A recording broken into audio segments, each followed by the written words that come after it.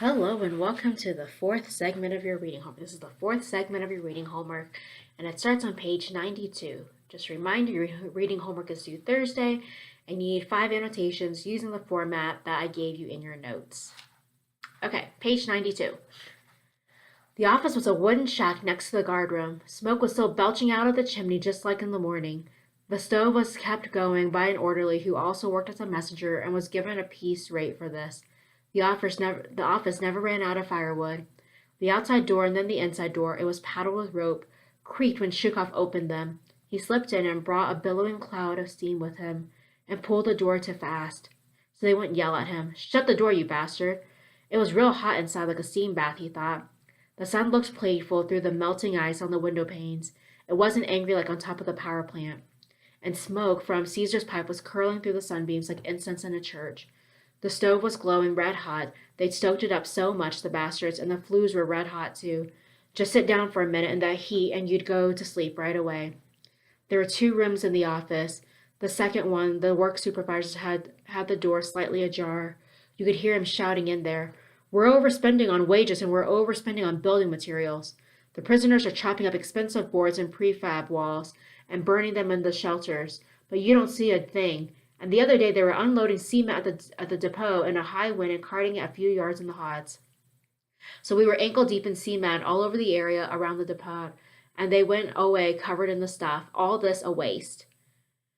From the sound of things, the supervisor was having a conference. Must have been with the foreman. An orderly was snoozing on a bench in a corner by the door. Next to him was B219, Shigoro.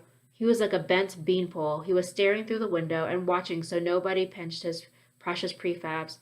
He'd been caught napping over the roofing felt, the sucker. There were 2 bookkeepers. They were prisoners too, toasting bread on the stove. They rigged up the fire a wire frame so it wouldn't burn. Cesar was lolling in his chair in a table and smoking his pipe. He had his back to Shukov and couldn't see him. K123 was sitting across from him. He was a scrawny old man who had done 20 years. He was eating mush. "You're wrong, pal," Caesar was saying, and he was trying not to be too hard on him. "One must say in all objectivity that Eisenstein is a genius. Now isn't Ivan the Terrible a work of genius? The opera dancing in masks, the scene in the cathedral? All show off," K123 snapped. He was holding his spoon in front of his mouth. "Too much art is no art at all, like candy instead of bread. And the politics of it is utterly vile, vindication of one man's tyranny, an insult to the memory of 3 generations of Russian intellectuals." He ate his mush, but there was no taste in his mouth. It was wasted on him. "But what other treatment of the subject would you let through?" Let through, you say? They don't call him a genius. Call him a toady. Say he's carried out his orders like a dog. A genius doesn't adapt his treatment to the taste of tyrants. Shukov cleared his throat. He was afraid to butt in on this learned conversation, but he couldn't just go on standing there. Caesar looked around and stretched out his hand for the mush as if it had come to him out of thin air. He didn't even look at Shukov and went back to his talk. "But listen, it's not what, but how that matters in the art." K123 jumped up and banged his fist on the table. "No! Your how can go to hell if it doesn't raise the right feelings in me." After he'd handed over the mush, Shukov went on standing there for just as long as he was decent. He thought Caesar might give him a little tobacco, but Caesar clean forgot he was standing there right behind him. So Shukov turned and walked out quietly. It wasn't bad outside, not too cold. They'd do all the right with the bricklaying today. Shukov walked along a path. He saw a chunk of metal in the snow. It had broken off a steel plate. He could think of no particular use for it, but you never know when something might come in handy. He picked it up and put it in the knee pocket of his pants. He'd hide it in the power plant. It's better to be thrifty than wealthy. When he got to the power plant, he first took his trowel from its hiding place and stuck it behind his rope belt. Then he ducked into the shed where they made the mortar. It seemed dark here, coming out of the sun and no warmer than outside, and it felt damper somehow. The men were huddled around 2 stoves, the one Shukov had set up here, and the other one where the sand, steaming a little, was being heated. Those who didn't have a place were sitting on the edge of the trough where the mortar was mixed. The gang boss was sitting right by the stove, eating his mush. Pavlo warmed it up for him. The men were whispering among themselves. They were a little more cheerful. They told Ivan Denisovich that the boss had managed to wangle better rates for them. He'd come back from the office in a good mood. What sort of work he dreamed up for them was his business. What had they done in the morning? Nothing. They had nothing coming to them for the stove and the shelter. This was for them and didn't count as output.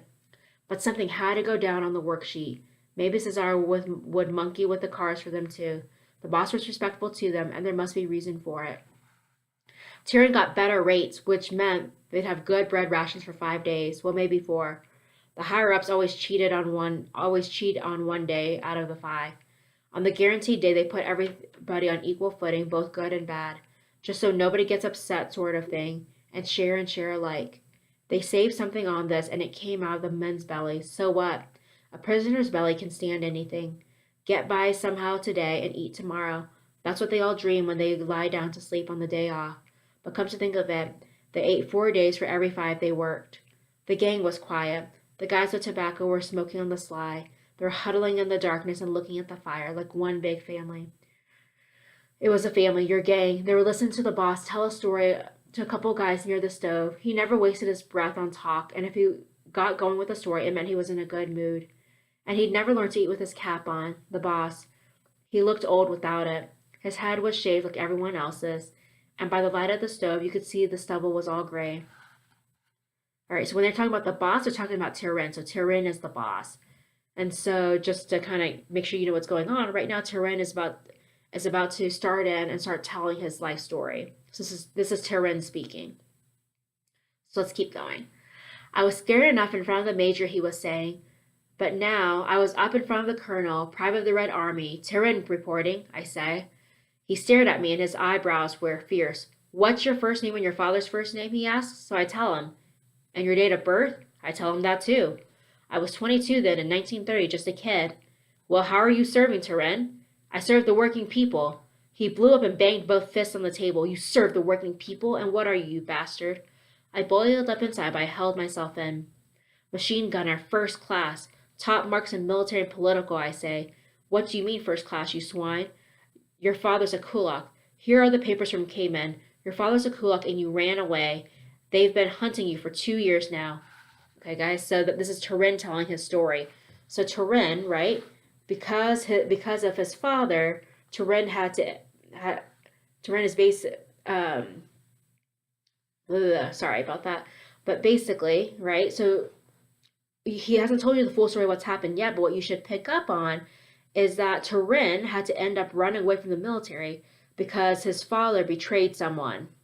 All right, so Tyrion is also he's also a victim of all this unfair circumstances. All right, let's keep going. I thought Pal over and said nothing. I didn't write home for years, so they wouldn't get on my track. I didn't know whether my folks were still alive, and they knew nothing about me. You've got no conscience, he balls, deceiving the workers and peasants' government. And his 4 shoulder straps were shaken. I thought he was going to beat me up, but he didn't. He signed an order for me to be kicked out in 6 hours. Okay, guys, so he was kicked out of the military. He was kicked out of the military because of his father, because his father was some sort of traitor or something. Okay, so they kicked him out.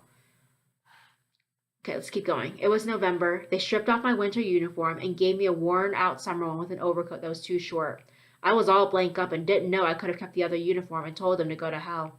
And they gave me a lousy discharge. Dismissed from the ranks of the son of a kulak. Some chance of getting a job with that. It was 4 days train ride home, and they didn't give me a ticket. They didn't give me any food either. They just gave me my last meal in the barracks and kicked me out. By the way, in 38, I met my old sergeant in the Cottless transit camp. He'd gotten 10 years too. Well, I got to know from him that this colonel and his commissar were both shot in 37.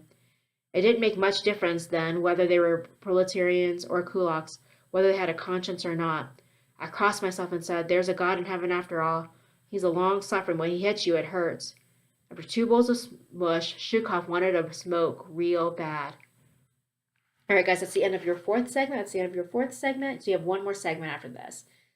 God bless you.